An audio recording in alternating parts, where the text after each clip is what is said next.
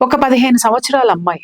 చాలా చక్కగా, బొద్దుగా, అందంగా ఉండేది. ఆ అమ్మాయికి ఏ మేకప్‌లు అవసరం లేదు. అంత చక్కగా ఉండేది. పొడవైన జుట్టు, చక్కటి శరీర సౌష్ఠవము, హెల్తీ అమ్మాయనమాట.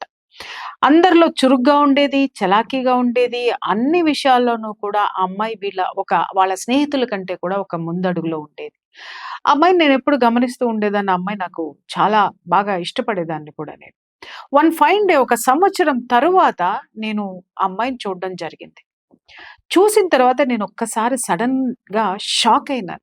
ఎందుకంటే, ఆ పిల్ల చక్కగా బొద్దుగా, అందంగా ఉండేటటువంటి పిల్ల, ఆ పిల్ల ఇలా నడుచుకుంటూ వస్తుంటే, ఒక అస్థిపంజరం నడుచుకొని వస్తున్న ఫీలింగ్‌లో ఉన్నాననమాట.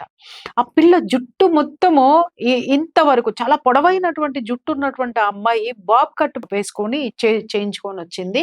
ఒక టీనేజ్ పిల్లలు కదా! గ్లామర్‌గా ఉంటారు. డ్రెస్‌లేసుకుంటారు. ఆ స్కిన్ టైట్ డ్రెస్ ఏసుకొనొచ్చిన తర్వాత, "ఆంటీ మీరు గుర్తుపట్టారా? నేను పలానా" అనేసరికి నేనొక్కసారి షాకయిపోయి చూసినాను.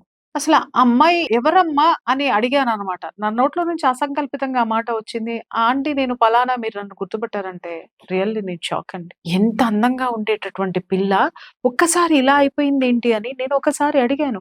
ఏంటమ్మా ఏంటి ఇట్లా అయిపోయినావేంటి అనంది. లేదా ఆంటీ నేను సన్నగా అవ్వాలి అని చెప్పేసని నేను తగ్గాను ఆంటీ కావాలనే తగ్గాను అని.